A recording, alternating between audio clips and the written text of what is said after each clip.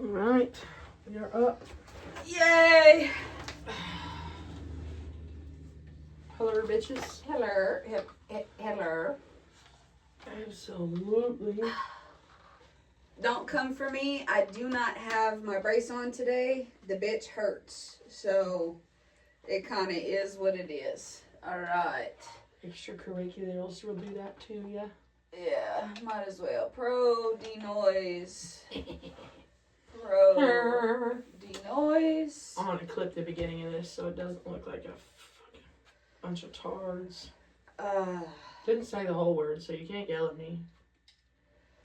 I mean, it's them. They probably will. So it doesn't matter. It's alright. Yeah, so I should have probably put on my brace, but it hurts worse to have it than to not have it. So don't come at me. How are you today? Fine. Are you salty with me? I'm not salty with you. Who are you salty with? Myself. Why? Samantha? I'm not the one. Not today, not tomorrow, not the next. Near.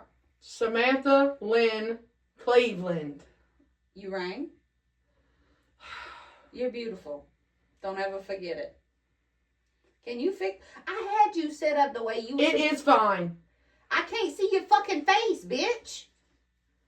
They Down. can. Down. It is fine. Thank you. Right there. I could see you now. Your beautiful self is out for the public. Thank you. Thank you. See? Say it too. Fuck off. Anyway. Sometimes I want to hit her. There's days we love each other immensely, and there's days that we really do act like sisters. I love her, but she a bitch. I'm your bitch. That's true. That's true. I'm my husband's bitch. He just can't say it. No, he cannot. He'll get hurt. He called me a bitch the other day. He's like, you fucking B-word. And I looked at him. I was like, I like that. He doesn't really mean it. He really does love me, y'all. I can handle the being called a bitch all day, but the first time someone pulls out, see you next Tuesday, we're squaring the fuck up, motherfucker. Motherfucker, you know how many people I called a cattle cunt to their face? Oh. You go overseas, cunt is a favorite word of everybody. I hate the word so much. I don't know why. Like, any other word, love it. That one makes me want to puke. I love it. Especially when you add cattle in front of it.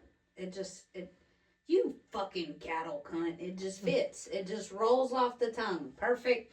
Don't come at me. This is just an expressionatory sentence. Thank you. Do not flag me. Thank you. They're probably gonna. Probably. And then we'll just restart it. Fuck it. Anyway. I need y'all to look at my co-host over here and tell everybody that she's beautiful. Thank you. Appreciate you. You're all wonderful. Try me. Try me. I'm gonna fight her. Anyway, so welcome to our podcast of Blood Beneath the Moss. I'm dying over here. This is why I don't like taking them shots, because I go like from 0 to 100 real quick. So I'm on a GOP1 journey, and it's joining in, support. She told me she wanted to join her journey, and I told her I'd do it with her, and said hell with it. We're rocking and rolling and rocking and rolling. So I'm going to apologize now. And again, welcome to the 5th mini episode of Blood Beneath the Moss. We are your hosts, Abby and Simi. What are we supposed? Oh, you're next, Heifer. You're first. Oh, I sure am. So everybody knows why we're doing this podcast. If you're a returning, welcome back. If not, here to join the party, go back and listen from the beginning, and you'll see that we have a goal that we do here, and it is to shed light on cold cases. Yes. Especially the ones that aren't heard about a lot. They're not the covered. big ones. No. We try not to touch the big ones too much. I mean, our first two were fairly big, but they were each from our, where we grew up, so it made sense. But everything else we've touched on has been smaller cases, less media coverage, less. And our minis basically have no evidence. So that's what we're kind of covering here today is the minis. And the cases that we're going to get into today are Juana Mendoza and Samantha Neuwein. I would have not said that properly. I know. At all. The fact that I can Samantha can't say Samantha? Samantha. That's been my name my whole life. Samantha. Shit. Now, I want to apologize in advance because if you're tuning in, especially on our sneak peeks, there is literally nothing out for Miss Juana Mendoza.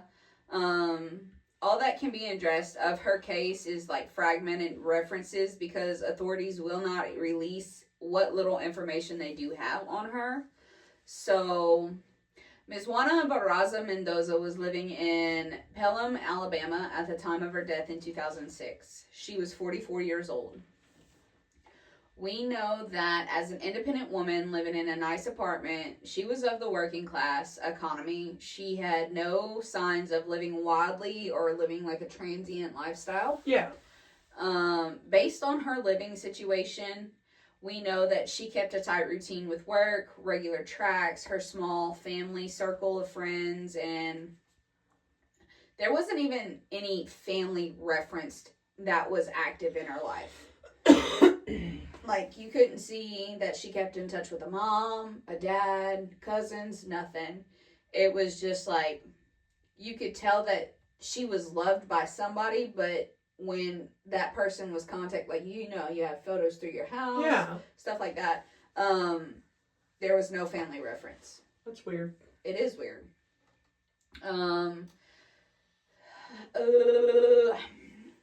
They didn't have any family to reference to have a base or even someone to contact for further information on our end to kind of tell us about her lifestyle and who she was.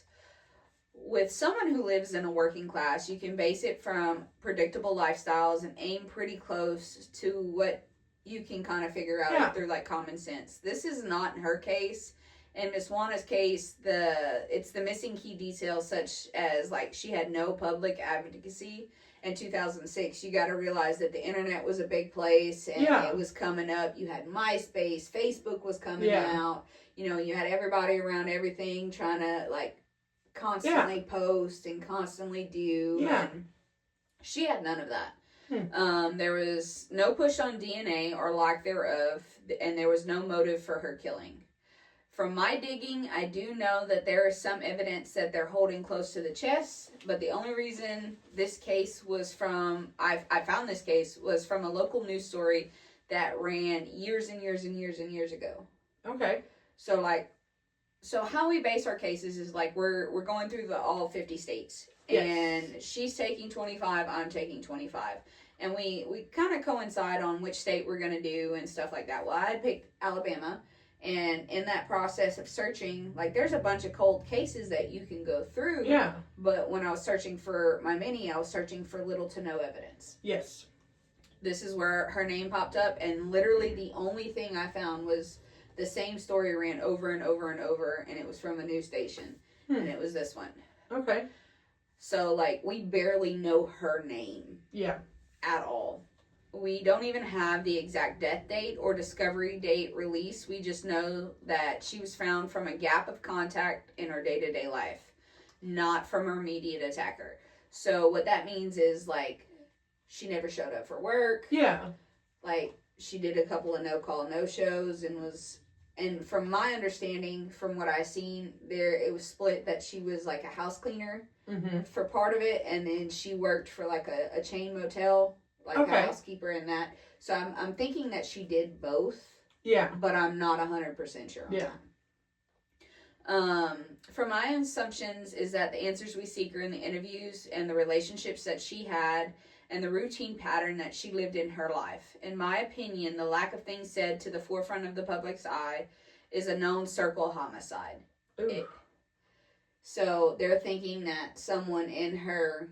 Which would also make sense on why they don't want to release so much certain information, because if you do, and you've been looking at someone in her circle, the second they know that you have that information, they're going to bolt so fast. Yes, exactly. I mean, it's time to get a name brought back out to light and get the suspects that they did interview out in the public so something can be done. That's just my opinion. Because if you see that someone bolt, you're able to look and keep a close eye. Exactly. On these people that they're holding all this close to the chest. This is crappy police work. There should be more out there, especially her name. Yeah. Because it's been 20 years. Exactly. She's been gone since 2006. We are in 2026. It's ridiculous. There's no reason that this should be happening. And again, if we look at it, we're in Alabama. Mm-hmm.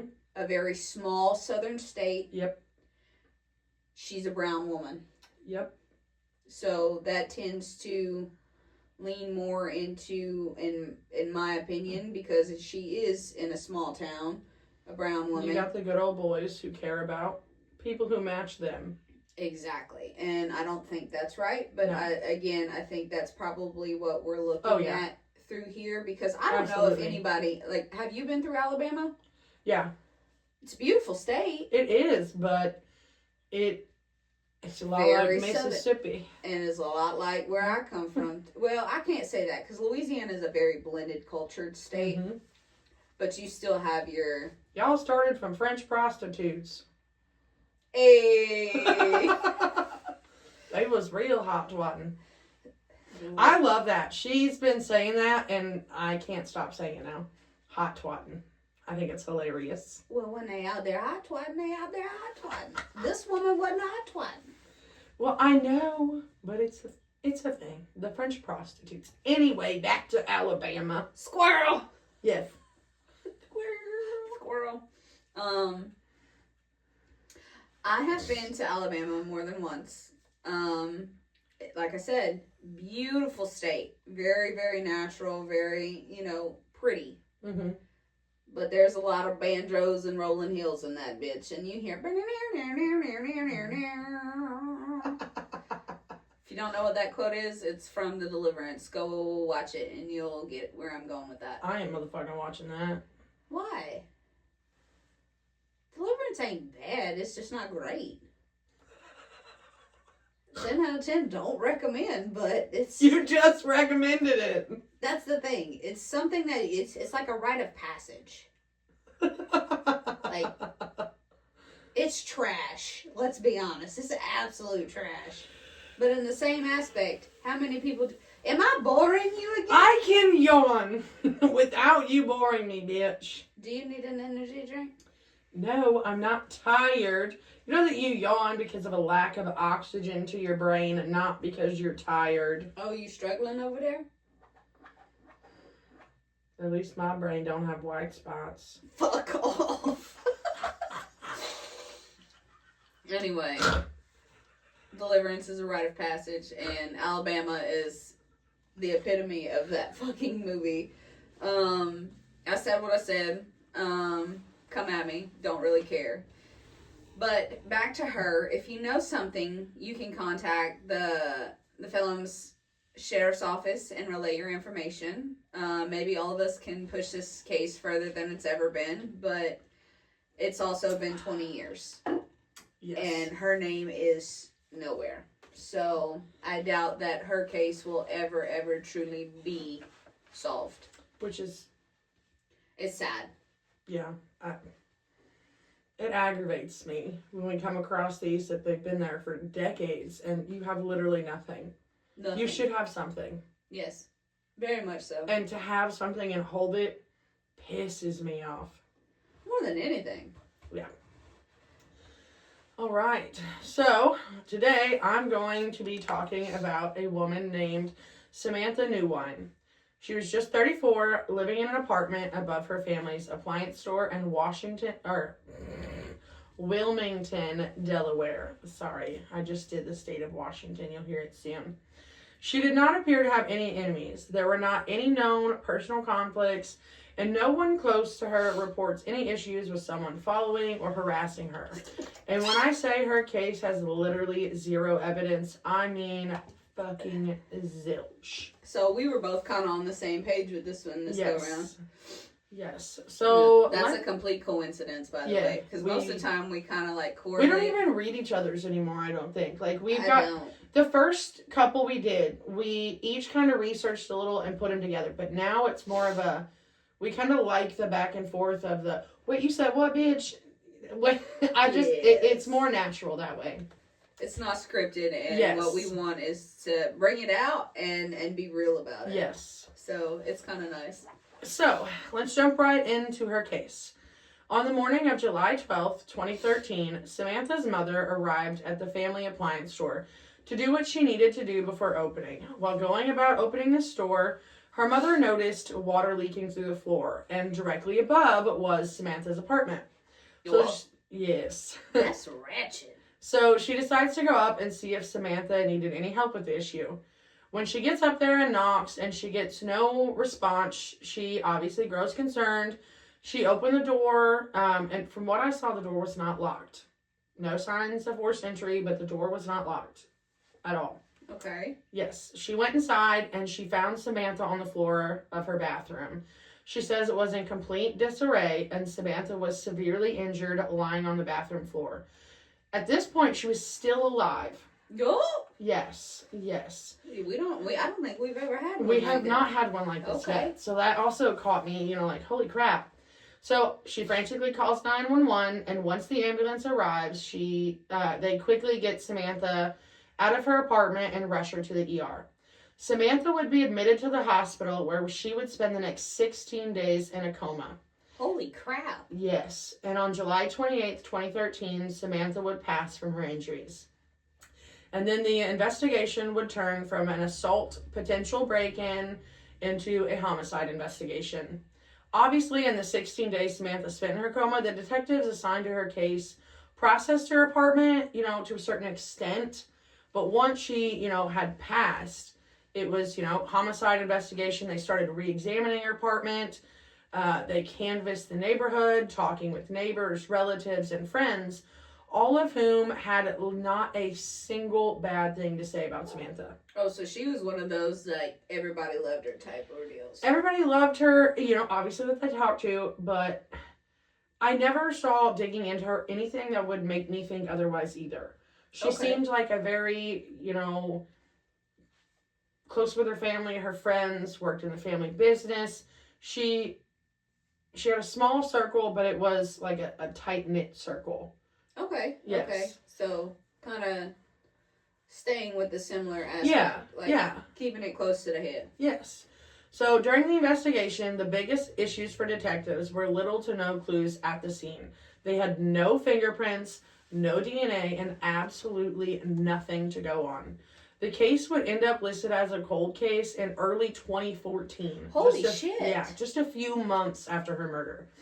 As far as what I read, they never once had a suspect. To me, I feel like due to the brutality of her crime, it seemed very personal. With the overkill type beating and stabbing, it screams a crime of passion.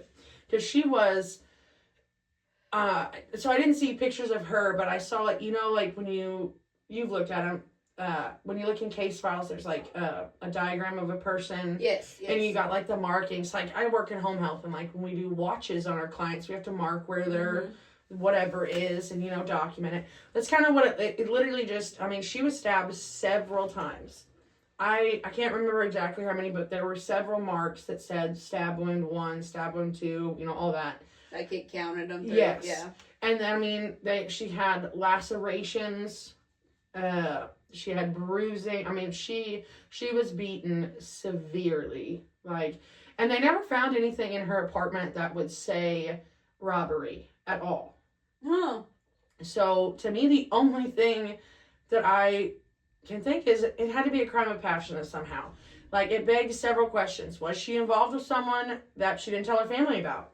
Did she have a stalker that even she was not aware of? But that's where, because if it's over her, okay, so her apartment was over her family's appliance store. Yes. Did her family piss somebody off and it was exactly. Was this a small town? Did everybody know everybody kind Yes. of ordeal? It was? Okay. So. At the time, I mean, it says they're bigger now, but they were, maybe not everybody knew everybody, but you knew of people type situation. Like, they weren't tiny, but they were, if someone told you a name, you'd be like, I can't picture them, but I know I've heard it before type thing. Okay. But it's just, I mean, there's really nothing.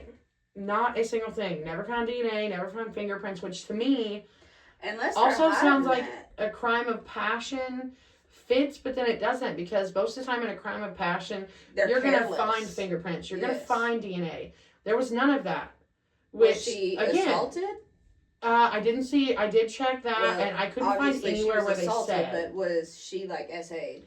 I didn't find anywhere that said she was. I extensively looked for that just because of the severity of her beating, but I couldn't find anything that said she was.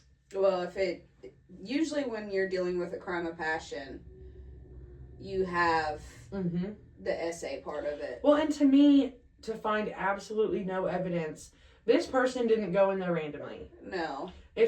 Most of the time when you have a random killing like that, you're going to find DNA, you're going to find fingerprints, you're going to find a hair, you're going to find, obviously this person beat her. You're going to tell me she didn't fight back at all? So they didn't find DNA underneath her fingernails or anything? See, they didn't release any of that. And to me, I find that extremely weird because the level of her assault was egregious, to say the least.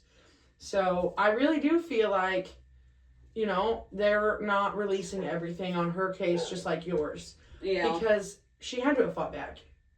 And it also sounds like with the way she was beaten, this was an extensive assault. Like an assault that took a period of time. This wasn't just a real quick, oh shit, I got caught, fucking beat her and get out of here thing. No, this was, it seemed planned. Okay. It just, with no evidence, it seems planned. How do you get out of there?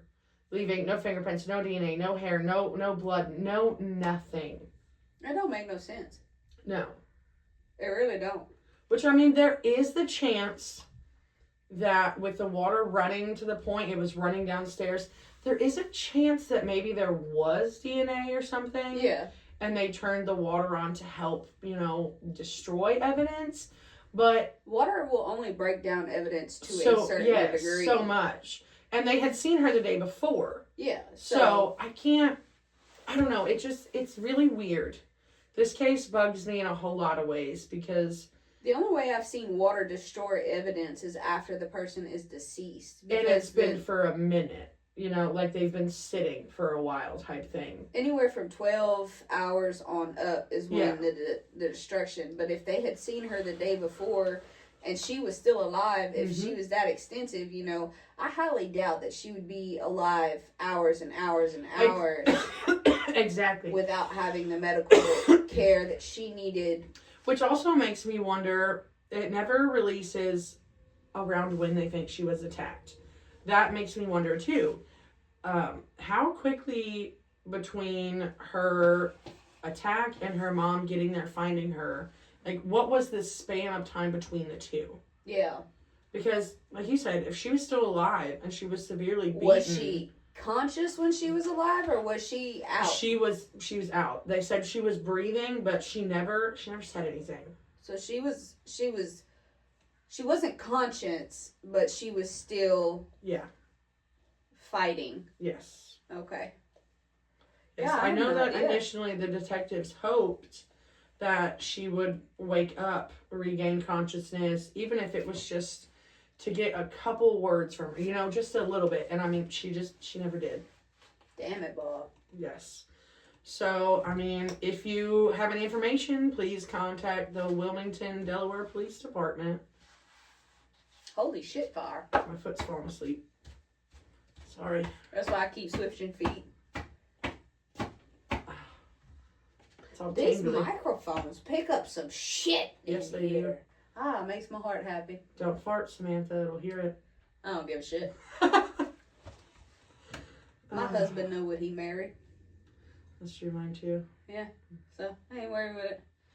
But anyway, thanks for joining us for the sneak peek on TikTok and joining in on YouTube, Apple, Spotify, iHeartRadio, apparently. everywhere, y'all. Thank you. We appreciate you. Yeah. And we hope you'll join us again next time. We might do a continuance of the sneak peek because we do have another episode. We might just let it. We're gonna hop off just here. let y'all play it out. Yeah. And then we'll get everything set up for the next episode because we're recording two. Because at the end of the month we're going on a family vacation and we're going camping. So there's going to be a week in between that you're not going to see any sneak peeks. So we'll give us about 10 minutes or so, and maybe less. I don't know. Depends on how long it takes us crackheads to get our shit together. And and then we'll be back. Yeah, and we'll be doing a case that it's I covered or you covered. This is yours. Oh, she knows. I don't keep up with that. So we'll be back here in just a few. Thanks. Love you guys.